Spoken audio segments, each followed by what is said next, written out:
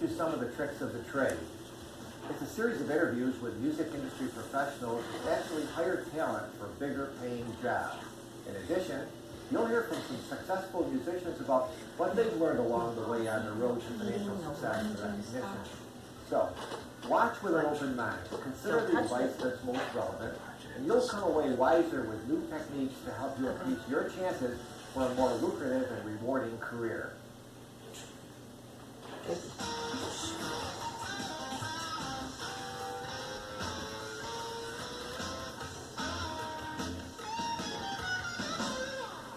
You're trying to get people's ears, you're trying to get in front of their eyeballs. So you have, what are your ways to do it? You got live gigs, you have radio, you have press, and then you have new media and television and all of the other media. So think about every way that someone sees you. You know, maybe it is worth going into a new market, taking off all your clothes, and running down Main Street and getting arrested. You'll get in the paper, and, you know, when they say, why'd you do it? You say, because my band is playing next week, and maybe you get some free press. You might have, some people might get that desperate to go to that extreme, but go play in front of the record store. Go play in front of a bookstore. Put your flyers, you know, in cars in the neighborhood. You know, you have to take responsibility for getting in front of people. You don't take an ad out at Billboard and say, I'm a great guitar player, I'm a great piano player, I sing the... People don't believe that. The only thing that counts is if they see what you can do, they hear what you can do, and they like it. If you're playing in Syracuse, New York, and you want your career to step up to be into a regional or a national or international career, the only way I can think of doing that is as the band comes through. Let's say Ray Brown's trio comes to town. He's got Benny Green on piano, and he's got Jeff Hamilton on the drums, and you're a piano player. You try to corner Benny Green and say, man, I'm a piano player, and try to play for him. I play good, and this is how I sound. And Benny says, wow, you really are a great player. I'm going to tell my friend in Chicago about you. And so it goes. You do that, you do it 500 times until you think you're going to choke. But one of those people is going to say, hey, I got a gig for you in Atlantic City next Friday. Can you do it? Your gig just became, your job just went from local to regional. That guy in Atlantic City, now you meet 10 people there, and one of them says, you know, that guy plays good. Maybe we could use him on that weekend in Kansas City. And you're done. You keep going like that. I do an EPK, which is something that's really, really popular now, and it really helps sell the band. Basically, it's an electronic press kit, and it's a video where it can be short, it can be 15 minutes. It gives some live footage of the band, some interviews, possibly some industry people talking about, you know, why they think it's good. It gives them a visual, and visuals are so important in this business. You need to be able to send something out that people get excited about. And the video that we have has sold more shows for us than any other kind of marketing tool that we have.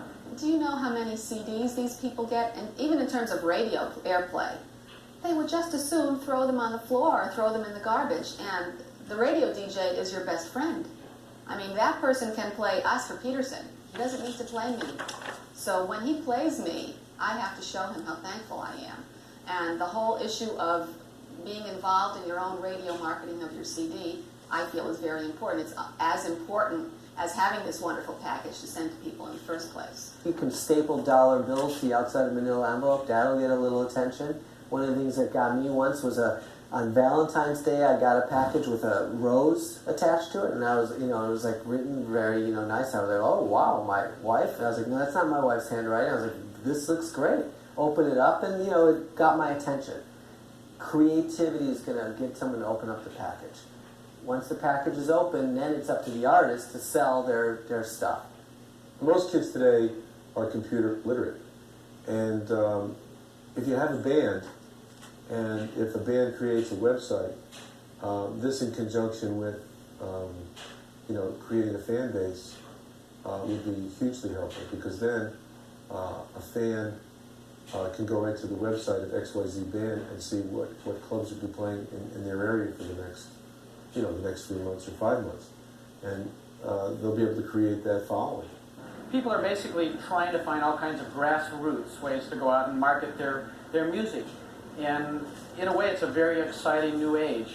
I think for anybody that's out there that's new, that has a project they're trying to do, it's very important to get your music out as much as possible. And there's ways now on the internet where companies that will actually take your product and put it out on in a situation with a bunch of other new artists that they're developing, and they'll put a site up and they'll sell your music on the web. The fans have to feel like they're a part of something, and it's important to make them feel a part of that. And whether it's offers something like if you come to 10 shows, we'll put on a special concert for you, or you get a free T-shirt. Since I began, I always saved everybody's name and address that ever bought a record from me. And today, it's approximately 55,000 names and addresses. We send out to them at least twice, sometimes 3 and 4 times a year. And we'll do trips. If I get booked, say, in Vegas or Branson, Missouri, we do a write-up on this and say, the Jimmy Sturr Band is playing in these areas. Why don't you come with us? I pressed a number of records, about 500. I bought, a few hundred record mailers, and I subscribed to a magazine that supported independent record makers. I wouldn't call them record companies, but let's say record makers, music makers. And I got addresses around the world, and I put these records in there and wrote a note saying, this record is for free, you can sell it, you can do whatever you want with this record. People come to the show, they see you play, well, can we buy some of your music? You sell them the tape. Then they take the tape, they play it for whoever, the CD, they play it for whoever, and then, pretty soon you've got people calling you up. If you've got a number on that tape, that's your business card right there. And you don't have to think about just giving that to industry people.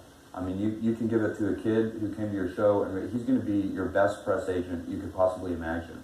Matter of fact, we signed to this big management company in New York by virtue of the fact that the manager guy, David Sonnenberg is his name, and his babysitter came and saw us play at this club and bought a tape. So there you go. I was in 3 bands at the same time, and then the nights that I wasn't working with the bands, I took an acoustic gig at the corner bar for $50, or sometimes it was $35. I played piano bars on Monday nights with a guitar. I basically would play a pay toilet with my own change if I had the chance. So what happened was I basically just spread my name around, and I'm from New Jersey, so in the tri-state area, Pennsylvania, New York, and New Jersey, I traveled a lot.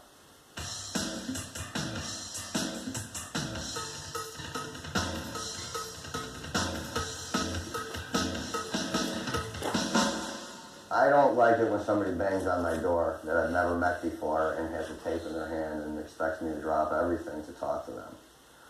If you want to talk to somebody, make an appointment. If they won't take your phone call, fax them a letter. If they don't respond, get help right away if you have rash, chest pain, worsening shortness of breath,